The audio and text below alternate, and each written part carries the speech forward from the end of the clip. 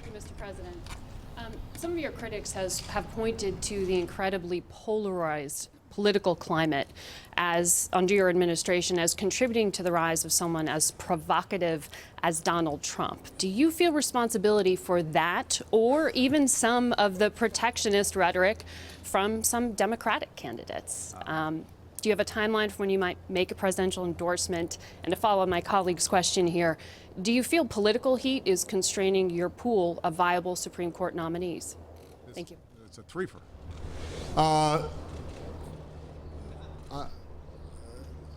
I think it's important for me to nominate a Supreme Court nominee quickly because I think it's important for the Supreme Court to have its full complement of justices. I don't feel constrained in terms of the pool to draw from or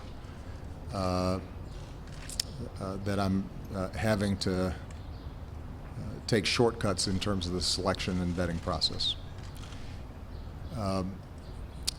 With respect to your first question, I've actually heard this argument a number of times. I have been blamed by Republicans for a lot of things, but being blamed for their primaries and who they're selecting for their party is novel.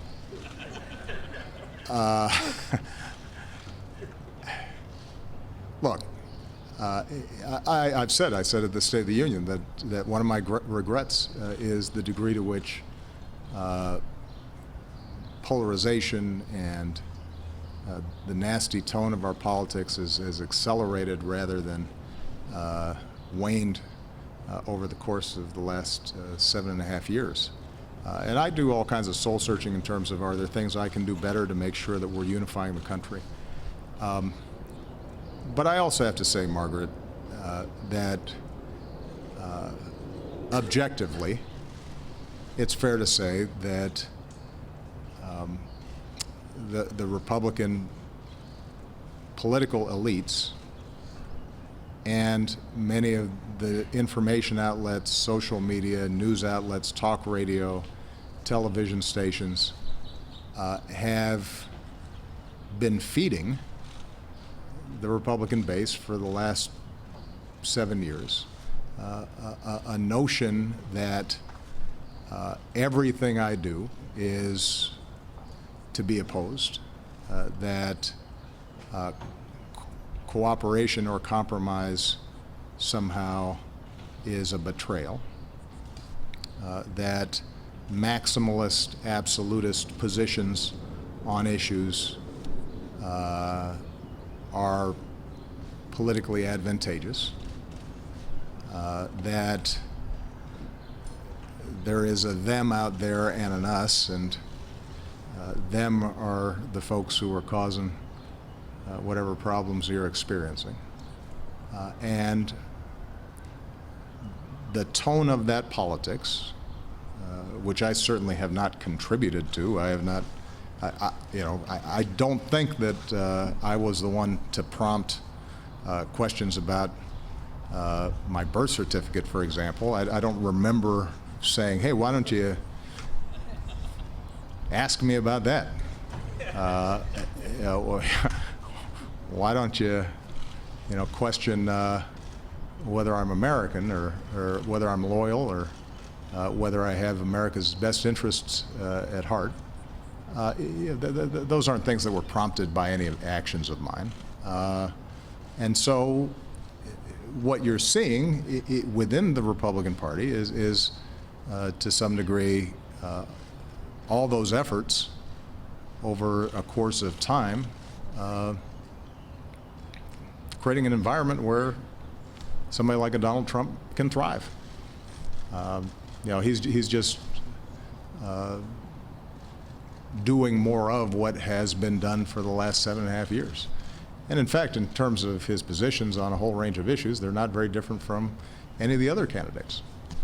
I mean, it's not as if there's a massive difference between Mr. Trump's position on immigration and Mr. Cruz's position on immigration. Mr. Trump might just be more provocative in terms of how he says it, but the actual positions aren't that different. For that matter, they're not that different from Mr. Rubio's positions on immigration. despite the fact that both Mr. Cruz and Mr. Rubio, their own families are the products of immigration and the openness of our society. So I am more than happy to own the responsibility as president, as the only office holder who is elected by all the American people, to continue to make efforts to bridge divides and help us find common ground. As I've said before, I think that common ground exists all across the country. You see it every day in how people work together and live together and play together and raise their kids together. But what I'm not going to do is to validate some notion that the Republican crack-up that's been taking place is a consequence of actions that I've taken. And what's interesting, I'll just say one last thing about this. There are thoughtful conservatives who are troubled by this, who are troubled by the direction of their party. I think it is very important for them to reflect on what it is about the politics they've engaged in that allows the circus we've been seeing to transpire, and to do some introspection, because ultimately I want an effective Republican Party. I think this country has to have responsible parties that can govern and that are prepared to lead and govern, whether they're in the minority or in the majority, whether they occupy the White House or they do not. And I've often said I want a serious, effective Republican Party, in part to challenge some of the blind spots and dogmas in the Democratic Party. I think that's useful. You mentioned trade, for example. I believe that there have been bad trade deals on occasion in the past, that oftentimes they have served the interests of global corporations but not necessarily served the interests of workers. But I'm absolutely persuaded that we cannot put up walls around a global economy, and that to sell a bill of goods to the American people and workers that if you just shut down trade somehow your problems would go away prevents us from actually solving some of these big problems about inequality and the decline of our manufacturing base and so on. And that's an area where some traditional conservatives and economists have had some important insights. But they can't be presented effectively if it's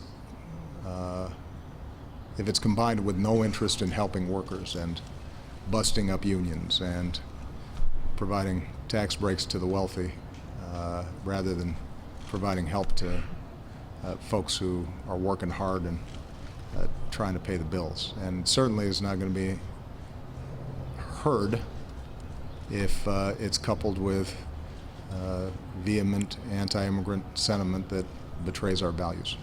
So, okay.